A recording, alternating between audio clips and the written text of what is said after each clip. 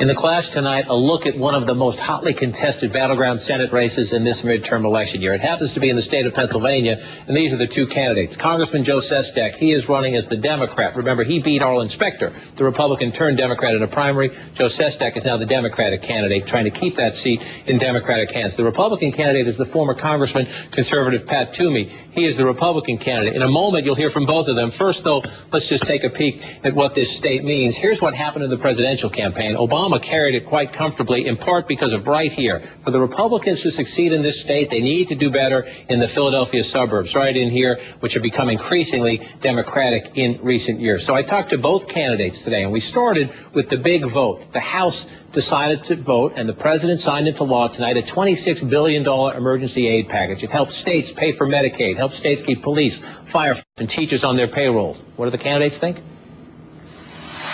Well, I voted for this because it mattered to the working families of Pennsylvania. But I'm also a pay-as-you-go, balance the budget, which I voted for 3 times. But Congressman Toomey voted to throw out the window and turn the largest budget surplus in the history of America to the largest budget deficit the year he left Congress. We can't go back to the past.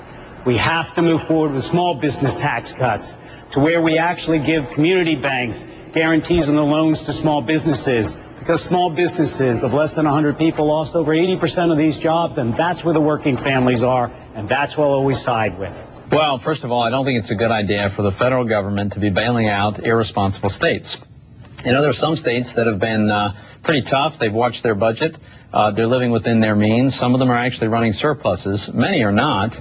And it's not a good idea for taxpayers to be, federal taxpayers, to be bailing out these states. It undermines any sense of accountability on the part of the states. The second thing I would point out is that in order to get this thing to look as though it's revenue neutral or deficit neutral, I should say, it depends on very unlikely spending cuts years from now. If they had the political will to cut that spending, they'd have cut it now. They don't have that will. This is going to increase the size of the deficit. Another big dividing line in these tough economic times, whether to leave in place the big tax cuts passed in the first year of the George W. Bush administration, or whether, as now is on the books, to let them expire at the end of the year.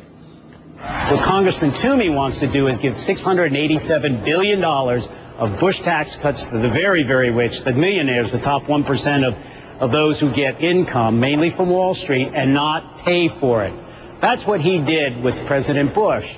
He said, let's do tax cuts, and the majority of it went to the top 1%, the millionaires of America, and they never paid for it. So there's a choice. Do you want a warrior who's on the side of the working families, or someone who will side with Wall Street in the belief that wealth might trickle down? Here's the problem. You know, liberal Democrats like my opponent Joe Sestak don't understand that when you cut taxes, you can generate strong economic growth, and when you raise them, you can really damage economic prospects. The fact is, in 2003, we cut taxes for everyone who paid taxes, and within 2 years, the federal government was taking in more revenue than it took in before the tax cuts, precisely because the economy was growing so much. If we raise taxes now, as Joe Sestak advocates, and frankly has already voted for a number of tax increases, if we have another big one now, I'm concerned that it could have really devastating impact on an already very weak economy.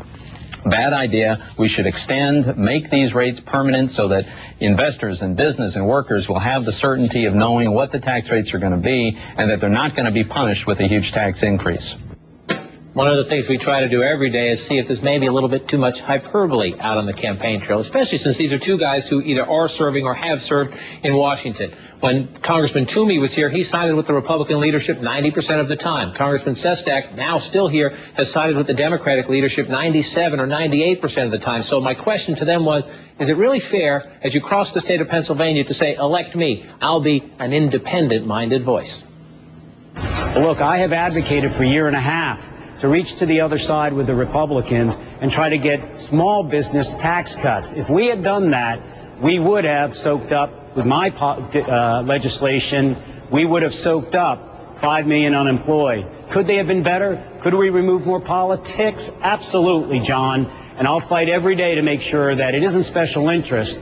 It's only one interest that I will fight for, Pennsylvania's working families. Would I think that there's other policies we could have done better? You bet there are. And as I up in the primary and advocated them, and have. I will continue to do so in the United States Senate if I'm honored to be a public servant for Pennsylvanians. Well, look at the big important agenda items. Joe Sestak is in favor of 100% of the Obama-Pelosi agenda. There are no exceptions. His only objection is that they don't go far enough. Now, when I was in the House, frankly, I opposed my party very often. I opposed President Bush when he wanted to create a new entitlement program. I opposed that. I opposed many of our spending bills. I personally led a filibuster on the House floor against my own party because I thought they were intending to bust the budget and spend too much money. So the record is very clear. I have stood up to my party when I thought they were wrong. Joe Sestak just walks in lockstep with Nancy Pelosi, regardless of whatever she's doing. And because this state is so important this year, a lot of star power coming to Pennsylvania and its race for the United States Senate. As we noted, President Clinton there today. I asked Congressman Sestak, who would he prefer, President Clinton or President Obama? And to Congressman Toomey, I said, have you ever thought of maybe asking George W. Bush or Dick Cheney to stop by?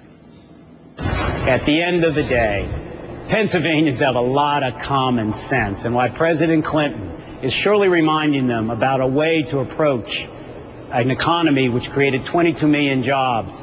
And this president today has actually helped caulk the holes of the damage that Congressman Toomey did as he voted for George Bush, and we were hemorrhaging 700,000 jobs a month the day he took over.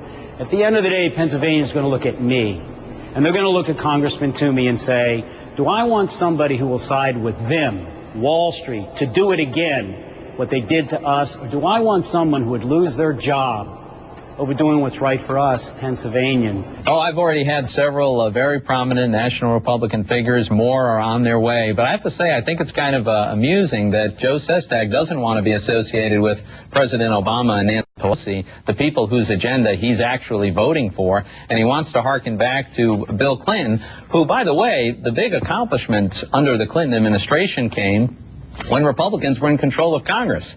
So if Joe's a big fan of those policies, I think the obvious solution is to elect Pat Toomey and other Republicans to Congress so that President Obama can have a Republican Congress to work with.